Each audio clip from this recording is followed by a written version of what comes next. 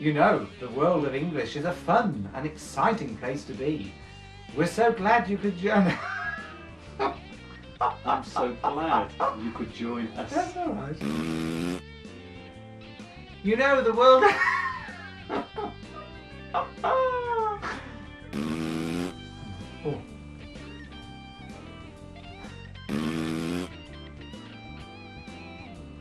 You know, the. I spin round in the chair. You know, the world of English is a fun and exciting place to be. I'm so glad you could join us for another lesson.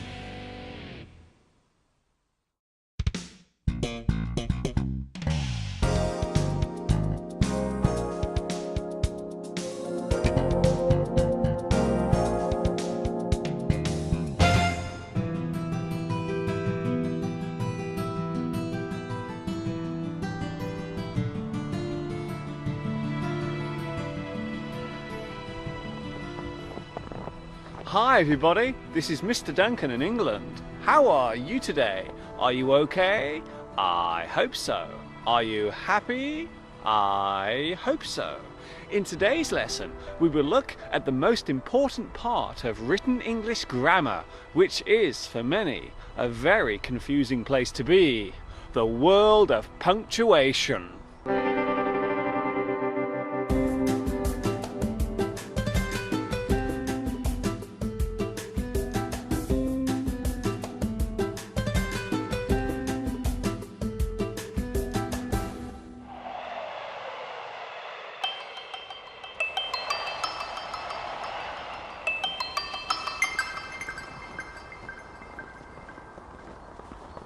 One of the most common complaints about learning English is the constant use of grammatical clauses in almost every sentence that we say. There is no better place for demonstrating this occurrence than in the written word or sentence. There are hundreds of different clauses which must be observed, although, as we will discover, some of them are used far less than they were in the past. So let's look at the basics of written grammar and punctuation. First of all, why do we need it? There is a big problem when it comes to reading text that has been written down by someone, and that is the fact that we cannot hear what the person is saying. During the process of typing or writing something, we normally have an inner voice inside our head talking as we do it. This is our way of transferring a thought into text. However, when another person reads that text, those words do not easily transfer back to the original voice. Grammar and punctuation help to give structure and meaning to the sentences that have been written down on the paper. Grammar and punctuation exist in all languages, but the rules can be very different from one to the other. It is always better to simplify the rules of English when beginning the teaching and learning process. This is a common mistake that many teachers of English as a second language make. Making the language complicated can scare students away from learning. Building the levels carefully and not rushing the students into taking on too much information will benefit everyone over time. So today we are looking at punctuation. The most obvious part of this must be the punctuation marks. They are the symbols which are used in all written English. There are many different punctuation marks, and some of them cause a great deal of confusion, even for those of us who speak English as our first language. So let's go through them one by one. So, our first punctuation mark is the apostrophe. The main purpose of the apostrophe is to show a possessive clause. This means you are saying that one thing is owned by or belongs to a particular person, or is directly connected with something else. For example, Paul's new bike was stolen. The apostrophe tells us that the bike belongs to Paul.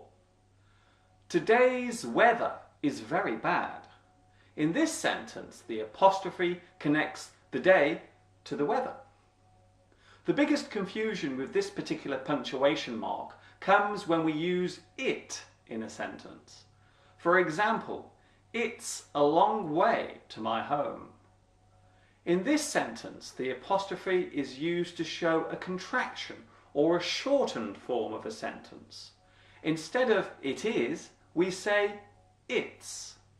This also applies to that's, that is, theirs, there is, he's, he is, she's, she is, you're, you are, where, we are. However, when we use it in the possessive way, the apostrophe is not used. The bird uses its feathers for flying.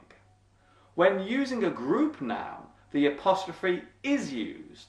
For example, the girls' dresses were all red. The children's playground was closed.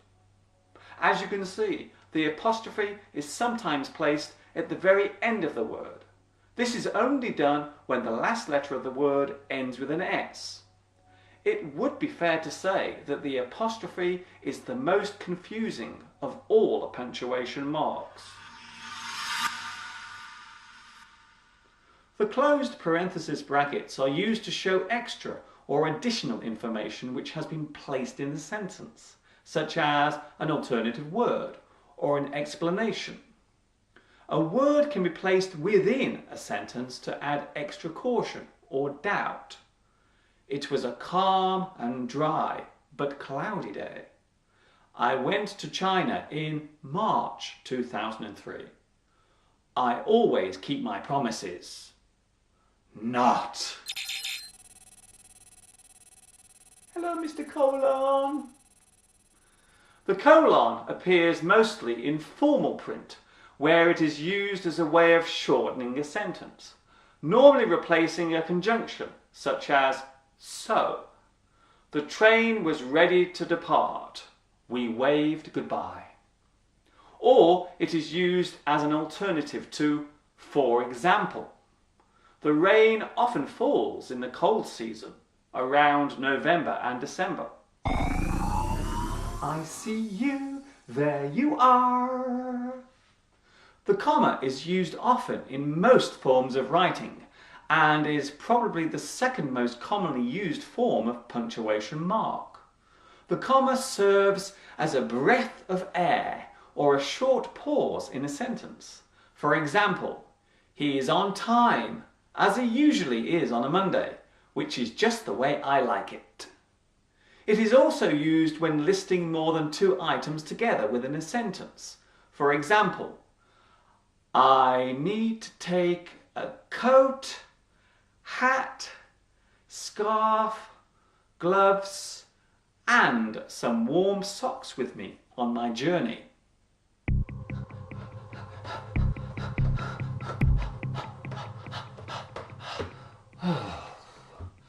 The dash is used as a way of introducing extra information into a sentence and adding continuity. It can be used in singular form or double. A single dash leads to an explanation, normally after a short breath of air. He collected his books at the right time, although he had to rush there. While a double dash acts in a similar way to brackets. He was able to climb all the way up the mountain after a short rest, half an hour, to the amazement of the crowd below.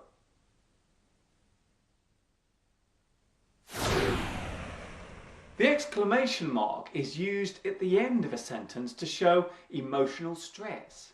It shows that the sentence is being said loudly or in an angry way, or with regret, or excitement and joy. Hey, come back here! Look out! Don't lie to me. I wish I hadn't come here. Wow, you remembered my birthday! You are amazing! The full stop or period is used as a way of showing that a sentence has ended. This is the most commonly used form of punctuation. Don't forget that a full stop is not needed at the end of a sentence that has an exclamation or question mark. A hyphen is used as a way of joining up two or more words. It binds them together almost as one complete word. There are some rules when it comes to using hyphens. A spelling hyphen is used to join two or more separate words together. For example, free-for-all, multi-ethnic, right-handed. Words that have a grammatical connection. Dive bomb, punch drunk, post office. These days, the hyphen is used less commonly in compound nouns such as credit card, focus group, and garden party. And some have become one complete word, such as database, earring, breaststroke, and backup. The hyphen is also used to show a double surname or designation or former position. Peter Stanley Jones is an anti-smoker. Sarah Mills Bond is my ex-wife. When a compound verb becomes a noun, we also use the hyphen. Hold up, knock back, set up, fall back.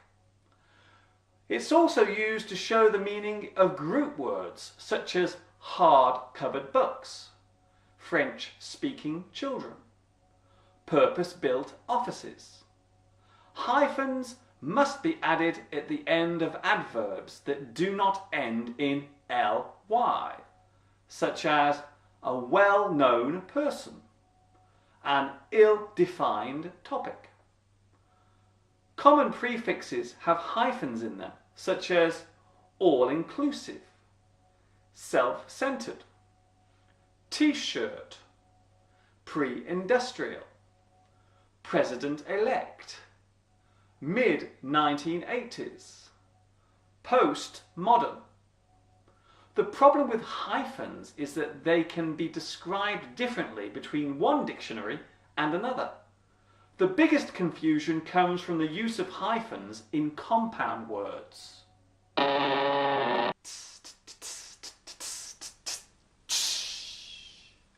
question mark is used to show an interrogative sentence, a sentence where a question is asked and an answer is generally expected.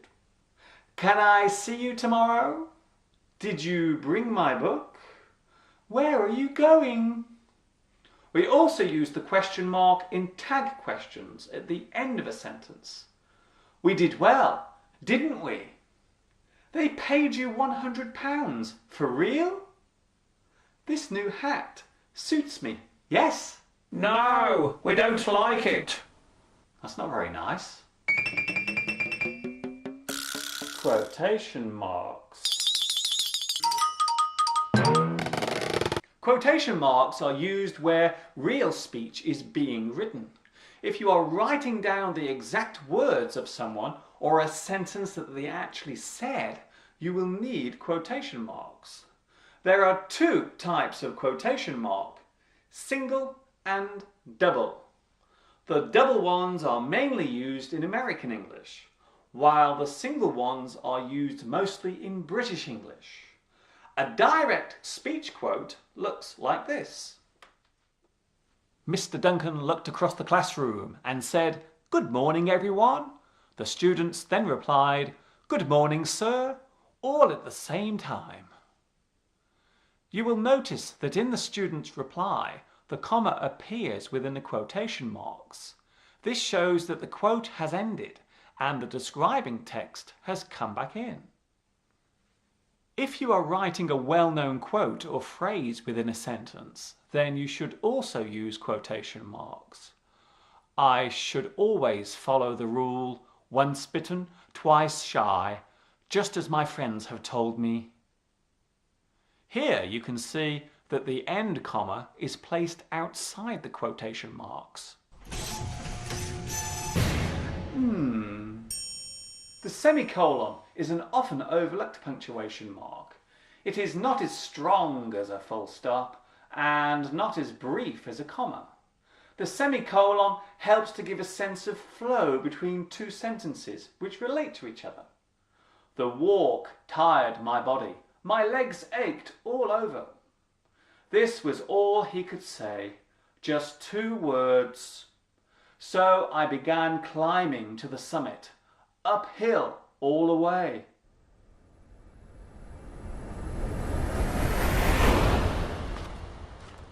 So as you can see, the world of punctuation does not have to be so confusing. The rules surrounding it are quite simple. So try to relax when writing and keep a list of all the punctuation marks in your textbook. So if you get stuck, then you can have a quick look, which will help you to remember the rules, and eventually you will not need to keep looking at the list, as it will be all up here in your head.